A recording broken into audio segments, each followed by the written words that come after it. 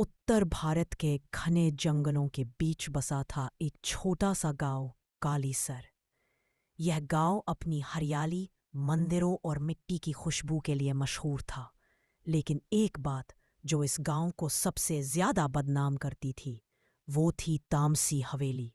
कहते हैं जब सूरज डूबता है और हवा में सीलन की गंध फैलती है, तब तामसी हवेली में दरवाजे अपने आप खुलते हैं, दिए बिना आग के जलते हैं और कोई औरत सफेद साड़ी में पेड़ों पर झूलती दिखती है। गांव वाले इस हवेली की तरफ देखने तक से डरते थे। हवेली का अतीत करीब 100 साल पहले इसी हवेली में रहती थी एक औरत, तामसी। वो बहुत सुंदर थी, लेकिन उतनी ही रहस्यमयी। काली लंबी चोटी, पायल की छनछनाहट और लाल बिंदी से सजी तामसी दिन में खेतों में काम करती और रात को जंगल में घूमती। गांव में जब किसी का बच्चा बीमार पड़ता, गाय दूध देना बंद कर देती या कुएं का पानी लाल हो जाता, तो सब कहते तामसी ने कुछ किया है। लेकिन कोई उसके खिलाफ बोलने की हिम्मत नहीं करता था। शाप की शुरुआत। एक दिन गांव के प्रधान का बेटा अचानक बुखार से मर गया। गांव में तूफान आया, फसलें सूख गईं और लोग एकत्र हो गए। ये तामसी का काम है। भीड़ इकट्ठा हुई, मशालें जलाई गई और तामसी को घर से खींचकर बाहर लाया गया। तामसी चिल्लाई, मैं निर्दोष हूं, मैंने कुछ नहीं किया। पर कोई नहीं सुना। उसे हवेली के सामने बांधकर जिंदा आग में जला दिया गया। जलते वक्त उसकी आंखों में आंसू नहीं, शाप की आग थी। उसने चीख कर कहा, मैं लौटूंगी। इस गांव की 7 पीढ़ियां मेरे श्राप से नहीं बचेंगी। मैं एक एक को लूंगी और तामसी हवेली फिर जिंदा होगी। दस्तक 2025 का साल। शहर से एक डॉक्यूमेंट्री टीम गांव में आई थी, कैमरे, ड्रोन और साउंड सिस्टम के साथ। टीम के लीडर विवेक, एक नौजवान फिल्मकार, रहस्यों पर काम कर रहा था। उसके साथ थे Anshika, sound recordist, Shubham, cameraman, Rahul, editor, Preeti. वो सब तामसी हवेली की सच्चाई पर डॉक्यूमेंट्री बनाना चाहते थे। गांव वालों ने उन्हें मना किया, लेकिन उन्होंने कहा, हम विज्ञान से सच जानेंगे। चुड़ैल वुड़ैल कुछ नहीं होती। पहली रात की हलचल। रात 12 बजे टीम ने हवेली के पास टेंट लगाया और कैमरे सेट किए। अंशिका ने जैसे ही तुम आ गए हो, बहुत देर कर दी। विवेक ने समझा कोई रेडियो फ्रीक्वेंसी होगी, लेकिन तभी शुभम के कैमरे में एक झलक दिखी। एक औरत, उलझे बाल, सड़ी हुई त्वचा और आंखों में शून्यता। प्रीति डर गई।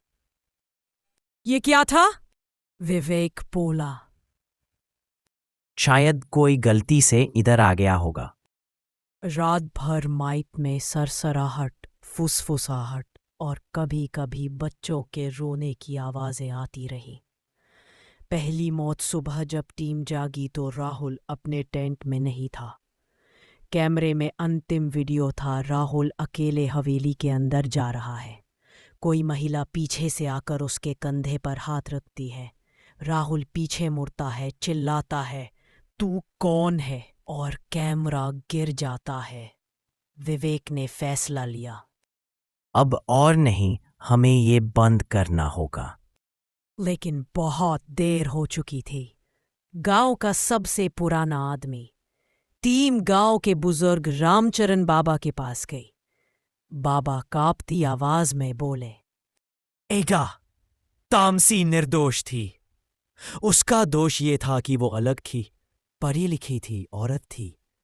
गांव वालों ने उसे जलाया और वो मरते वक्त काली विद्या का उच्चारण कर गई।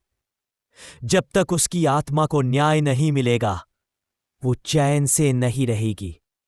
हवेली की दीवारें बोलने लगी। अगली रात टीम ने हवेली में कैमरे लगाए। जैसे ही रात का तीसरा प्रहर हुआ, दीवारों से खून बहने लगा। दीवार पर लिखा था, न्याय दो, नहीं तो मृत्यु पाओ। विवेक ने अपने लैपटॉप में रिकॉर्डिंग देखी। कैमरा में दिखा तामसी साड़ी में लिपटी, खून से सना चेहरा, और वो कह रही थी, मुझे जिंदा जलाया गया, मेरा क्या दोष था। टीम ने फैसला लिया, हमें उसकी आत्मा से बात करनी होगी। प्रीति ने एक पुराना तांत्रिक शिवनाथ बाबा बुलाया। बाबा ने कहा, ये आत्मा चुड़ैल नहीं है, ये एक क्रोधित देवी है। इसे इंसाफ दो, वरना मौत से भी बुरा अंत मिलेगा। टीम ने एक अनुष्ठान रखा। तामसी की आत्मा प्रकट हुई, उसकी चीखें हवेली हिला रही थी।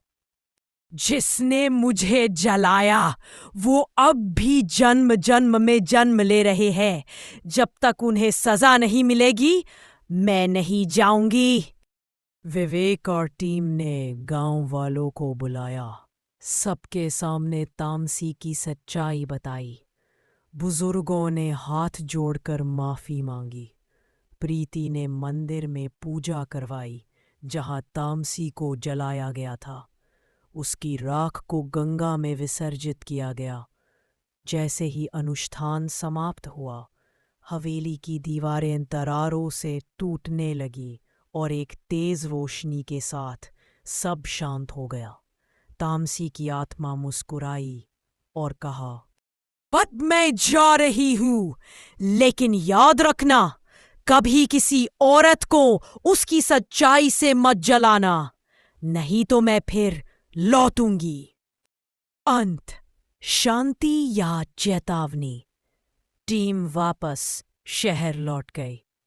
डॉक्यूमेंट्री रिलीज हुई, लेकिन अंतिम सीन में जब कैमरा बंद होता है, अचानक स्क्रीन पर एक झलक आती है। सफेद साड़ी वाली औरत कैमरे की तरफ देखती हुई। क्या वह मुक्त हुई या फिर कोई और कहानी शुरू होने वाली है? अंत या एक नई शुरुआत?